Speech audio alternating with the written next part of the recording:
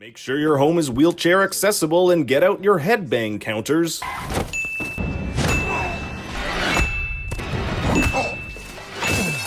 Because Netflix's secret obsession is friggin' ridiculous. It's crazy.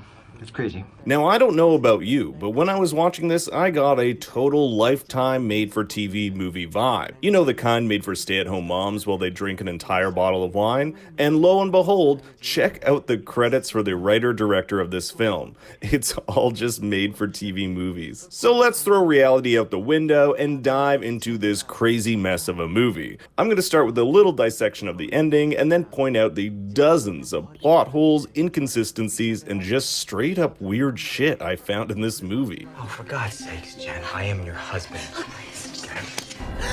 Okay, listen to me. Secret Obsession ends with the death of Russell Williams, or as he's known around the office, Ryan Garrity. He's taken over Russell's identity after murdering him and takes Jennifer, his obsession, along with him. But Jennifer escapes, and this is where the movie actually begins. The first 5 minutes is Jennifer being chased by a knife-wielding assailant who we never see. It's only until later in the movie that we find out this man is a crazy coworker obsessed with her. Ryan spent years longing for Jennifer, creepily watching her with Russell from afar. His boss even said Ryan had a temper and was later fired from work for fracturing the nose of one of his managers. It was likely after this event Ryan went on a killing spree, murdering anyone close to Jennifer, including her parents and husband Russell. After all, if he can't have her, no one can. But something miraculous happened. As he tells Jennifer God gave him a second chance. After Jennifer is run over by a car during her escape, she loses her memory, and who comes to her rescue? None other than Ryan, who has taken Russell's identity. He has even put on his glasses and holds an engraved lighter from Jennifer with the words, "To my darling Russell, love Jennifer." Since Jennifer can't remember anything, she kinda just goes along with it, and the hospital allows Ryan to take her home because he ID'd the tattoo on her back and had pictures that they were husband and wife. Now, the tattoo Ryan would have known about, either from working with her for so long or simply because he's a mega stalker. The photos, on the other hand, are a whole other deal. Apparently, Ryan is a Photoshop master and has digitally replaced Russell in all of Jennifer's photos with himself. This is something Jennifer picks up on while looking through old photo albums. Ryan's hair doesn't match that of the mirror's reflection. It's only until later when she snoops around in Ryan's computer that she finds the original photo, which leads me to one of my biggest criticisms of the film. Ryan is the stupidest killer ever. First of all, besides the fact that his computer, which has all the incriminating evidence on it, is in plain sight, the password for it is Jennifer Allen, her real name, and she just guesses it.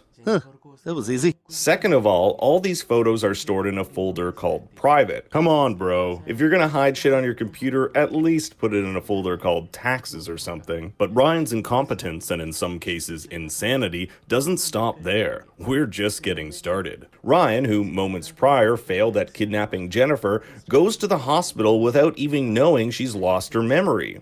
Possible she won't remember anything.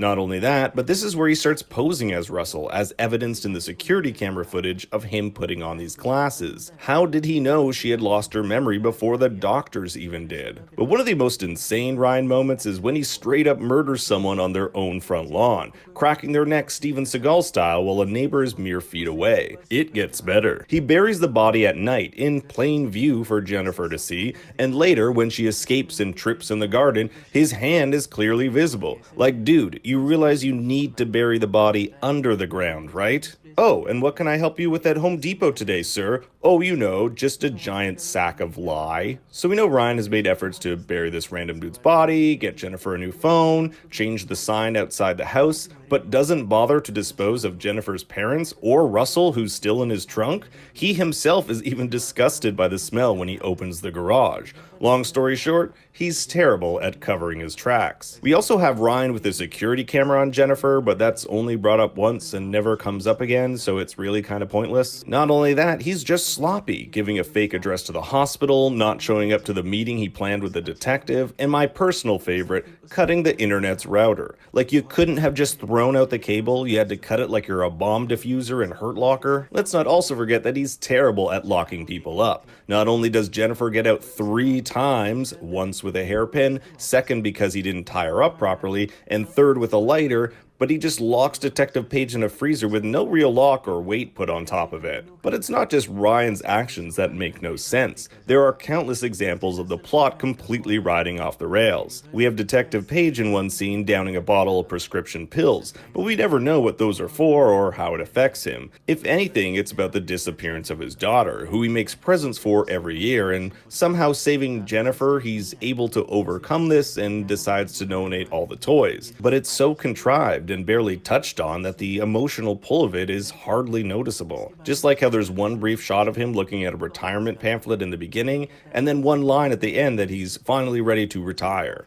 These things need to be built up over the entire movie for them to feel genuine and real, not just put in once at the beginning and one at the end and going, okay, that character changed. I also don't understand why her tattoo says A to represent her last name Allen in Gaelic writing. I don't know about you guys, but I've never seen an all-Asian family with the last name Allen. Wait, is he Caucasian? Let's solve this mystery in the comments below. Alright, I know I shat on this movie a lot, but honestly, I thought it was just that kind of bad that made it kind of good, you know? So if you're desperate and want to laugh and want to shut your brain off for a bit, check out Secret Obsession. I only watched this thing once, and I'm sure there are like 100 different plot holes, so if you found any, let me know in the comments below. And let me know what you thought about it. Also make sure to like and subscribe, and follow me on Twitter at ThinkStoryYT. Until next time, remember, Daddy loves you very much. आदमी की body अपने trunk में डाली और अपने house के बाहर गाड़ दी। रात में डिगिंग की आवाज़ आ रही थी तो जेनिफर की नींद खुल गई। उसके पास कहीं भी रसल था नहीं। अगली सुबह जहां पर रसल ने बॉडी गाड़ी हुई है, यही वह जेनिफर देख रही थी। उसे बहुत ही अजीब लगा था। जेनिफर के पास उसका फ़ोन भी नहीं है। इसके बारे में वो रसल से पूछती है। रसल कहता है, तुम्हारा फ़ोन एक्सीडेंट में गुम हो गया था। मैं जब टाउन में जाऊंगा तब तुम्हारे लिए नया फ़ोन बाय कर लाऊंगा। आज फ्रैंक ने रसल को जेनिफर के साथ आने के लिए कहा था, पर वो दोनों नहीं आए। ये फ्रैंक को बहुत ही सस्पिशियस लगता है। वो फिर अपने डेटाबेस में रसल का नाम डालता है, पर रसल के नाम से उनके डेटाबेस में कोई भी नहीं है, यानी कि वो एग्जिस्ट ही नहीं करता। इसके बाद फ्रैंक डायरेक्टली हॉस्पिटल आया। हॉस्पिटल में वो रिसेप्शनिस्ट से पूछता है कि रसल ने उसका एड्रेस कौन सा दिया था। जेनिफर घर पर अपने सब ओल्ड एल्बम देख रही थी। रसल के साथ उसकी जो भी सब मेमोरीज थी, ये थोड़ी थोड़ी कर उसे वापस आने लग गई है। एक फ़ोटो में वो बहुत ही अजीब सी चीज़ नोटिस करती है। रसल की फ़ोटो में हेयर्स वाइट है, पर उसके मिरर रिफ्लेक्शन में ब्लैक दिख रहे हैं। उसे बहुत ही सस्पिशियस लगा। अगर आपकी याददाश्त चली जाए तो क्या आप किसी पर ट्रस्ट कर सकते हो? आज की हमारी मूवी द सीक्रेट ऑब्सेशन ये 2019 की मिस्ट्री हॉलीवुड मूवी है। ये इसी थीम पर बेस्ड है। वीडियो स्टार्ट करने से पहले मैं आप सबसे रिक्वेस्ट करना चाहता हूँ, आपको वीडियो अच्छा लगता है तो प्लीज़ इस वीडियो को लाइक कर दीजिएगा, कमेंट भी कर दीजिए, जिससे चैनल को बहुत सपोर्ट मिलता है। अब बिना किसी देरी के एक्सप्लेन स्टार्ट करते हैं। मूवी स्टार्ट होती है और हमारी मेन कैरेक्टर, जिसका नाम है जेनिफर, ये किसी से भाग रही है। ये फ़ोन बूथ पर हेल्प के लिए कॉल करने की भी कोशिश करती है, पर कोई भी आंसर नहीं करता। जो आदमी उसका पीछा कर रहा था वो वहाँ भी आ गया। वो भागते भागते फिर एक पब्लिक वॉशरूम में आ गए। जेनिफर ने बहुत ही चालाकी से जो आदमी उसका पीछा कर रहा था, इसे बाथरूम में बंद कर दिया। वो फिर भागते भागते अपनी गाड़ी तक आती है। गाड़ी उसने स्टार्ट की और बारिश आ रही थी, इसी वजह से उसकी गाड़ी धंस चुकी थी। उसका पीछा करने वाला अब बाहर निकल चुका था। जेनिफर जल्दी से गाड़ी से बाहर निकली और वो भागने लग गई। भागते भागते रोड पर उसका एक्सीडेंट हो गया। लोगों ने उसे हेल्प की और हॉस्पिटल में उसे एडमिट किया गया। जब वो घायल थी तो अपने हस्बैंड के साथ उसकी जो भी मेमोरीज थी, ये सब उसे याद आती है। उसकी सर्जरी वगैरह स्टार्ट होती है और थोड़ी देर में उसका हस्बैंड, जिसका नाम है रसल, ये वहाँ पहुँचता है। रसल ये हमारा और एक मेन कैरेक्टर है। रसल को एक नर्स आकर कहती है, आपकी वाइफ के ब्रेन में बहुत ही ज़्यादा इंटरनल ब्लीडिंग थी, इसी वजह से शायद उसे कुछ भी याद नहीं आएगा। सर्जरी होने के बाद सुबह हो गई, पर जेनिफर को अभी भी होश नहीं आया। रसल उसके पास आता है, कहता है, कुछ भी हो मैं तुम्हारे साथ हूँ, हम मिलकर इसका सामना करेंगे। नेक्स्ट सीन में हम डिटेक्टिव फ्रैंक को देखते हैं। ये जेनिफर की केस का डिटेक्टिव है। फ्रैंक के डॉटर का आज बर्थडे था तो उसके लिए वो गिफ्ट बाय कर रहा था। इसके बाद वो रसल से मिलने के लिए आया। वो रसल से पूछता है, जेनिफर घर से इतनी दूर रात में कर क्या रही थी? रसल कहता है कि वो ग्रोसरीज लेने के लिए गई थी। 1 घंटा हो गया तो वो वापस नहीं आई। मैंने उसे कॉल करने की कोशिश की, पर कोई भी आंसर नहीं आया। फ्रैंक उससे पूछता है कि तुम दोनों के मैरिज में कोई प्रॉब्लम थी? रसल कहता है कि ऐसा कुछ भी नहीं था, हमने अभी अभी शादी की थी, माउंटेन्स में ब्यूटीफुल सा घर लिया था, शांति से हम रह रहे थे। फ्रैंक जब घर पर आता है तो हमें पता चलता है फ्रैंक की बेटी की ऑलरेडी डेथ हो चुकी है। हर साल वो अपनी बेटी के लिए गिफ्ट बाय करता है और क्लोजेट में रख देता है। वो अपनी खुद की बेटी की केस सॉल्व नहीं कर पाया था, उसे बहुत ही बुरा लगता है। इसके बाद हम देखते हैं कि जेनिफर को होश आ चुका है। डॉक्टर रसल से बात कर रहे थे, उसे कहते हैं कि जेनिफर को बेसिक सी चीज़ें सब याद रहेगी, यानी कि उसके पेरेंट्स, उसका एजुकेशन वगैरह सब कुछ, सिर्फ वो तुम्हें भूल चुकी है, तुम उसकी रिसेंट मेमोरी थे, इसी वजह से ऐसा है। रसल फिर जेनिफर के पास आया, उससे पूछती है कि मैं यहाँ कैसे आई। रसल उसे बताता है तुम्हारा एक्सीडेंट हुआ था। जेनिफर को उसके बारे में कुछ भी याद नहीं है। जेनिफर फिर अपनी रिंग नोटिस करती है। रसल उसके पास आया, उसका हाथ अपने हाथों में लिया, उसे समझाता है कि जो भी होगा मैं हमेशा तुम्हारे साथ हूँ, इस सिचुएशन का सामना हम दोनों मिलकर करेंगे। नेक्स्ट सीन में हम देखते हैं जिस गाड़ी से टकराकर जेनिफर का एक्सीडेंट हुआ था, उस ड्राइवर को फ्रैंक इन्वेस्टिगेट कर रहा है। फ्रैंक उससे पूछता है क्या उस दिन तुमने जेनिफर की गाड़ी देखी थी। वो कहता है कि पार्किंग में एक वाइट पिकअप ट्रक किसी गाड़ी को लेकर जा रहा था, यानी कि फ्रैंक को यहाँ पता चलता है कि जेनिफर की गाड़ी को किसी ने गायब कर दिया है। पुलिस को लग रहा था कि जेनिफर का नॉर्मल सा एक्सीडेंट हुआ, पर अब फ्रैंक को लगता है कि जेनिफर को कोई मारने की कोशिश कर रहा है। इस केस को वो सही से परस्यू करने वाला है। नेक्स्ट सीन में हम देखते हैं कि रसल जेनिफर को उसके सब फोटोज दिखा रहा था, उसी मेमोरी फिर से लाने की कोशिश कर रहा था। वो दोनों कैसे मिले इसकी स्टोरी भी उसे सुनाता है। कहता है हम दोनों एक जापानीज प्लेस पर गए थे, पर एक चीज़ से मैं एलर्जिक था। उसी दिन उसे हॉस्पिटल में एडमिट करवाना पड़ा। जेनिफर इस पर बहुत हंसती है। इसके बाद जेनिफर कहती है मेरे पेरेंट्स को तुम इन्फॉर्म कर दो, वो बहुत ही वरीड होंगे। रसल शांत हो गया, कहता है तुम्हारे पेरेंट्स 3-4 साल पहले ही गुजर गए। इसके बाद एक आदमी हॉस्पिटल में आता है। ये जेनिफर पर नजर रख रहा था, वो जेनिफर से मिलना चाहता था, पर जेनिफर की वो फैमिली नहीं है, इसलिए उसे अंदर आने नहीं दिया। वो फिर वहाँ कुछ फूल छोड़कर जाता है। अब थोड़े दिन गुजर जाते हैं और जेनिफर की रिकवरी स्टार्ट होती है।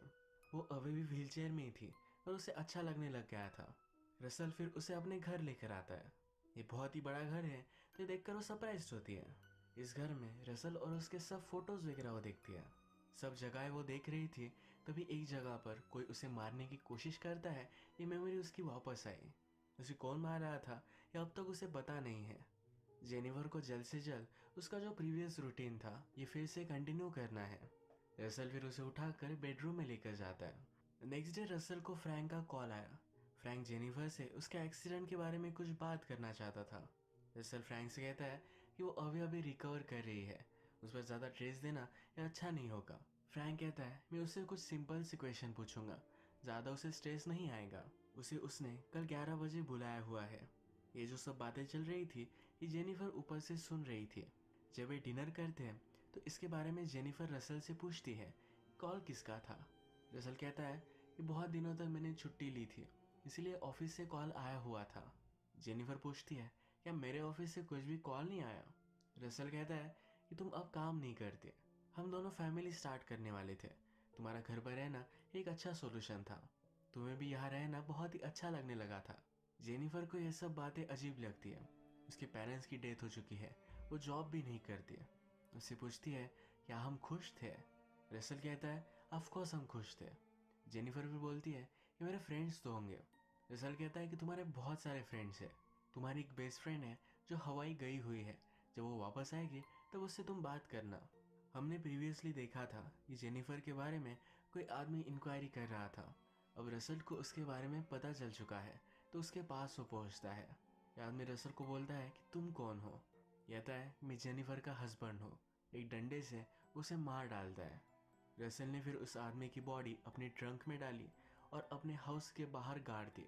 रात में डिगिंग की आवाज़ आ रही थी, तो जेनिफर की नींद खुल गई। उसके पास कहीं भी रसल था नहीं। अगली सुबह जहाँ पर रसल ने बॉडी गाड़ी हुई है, यही बस जेनिफर देख रही थी। उसे बहुत ही अजीब लगा था। जेनिफर के पास उसका फ़ोन भी नहीं है। इसके बारे में वो रसल से पूछती है। रसल कहता है तुम्हारा फ़ोन एक्सीडेंट में गुम हो गया था, मैं जब टाउन में जाऊँगा तब तुम्हारे लिए नया फ़ोन बाय कर लाऊंगा। आज फ्रैंक ने रसल को जेनिफर के साथ आने के लिए कहा था, पर वो दोनों नहीं आए। ये फ्रैंक को बहुत ही सस्पिशियस लगता है। वो फिर अपने डेटाबेस में रसल का नाम डालता है, पर रसल के नाम से उनके डेटाबेस में कोई भी नहीं है, यानी कि वो एग्जिस्ट ही नहीं करता।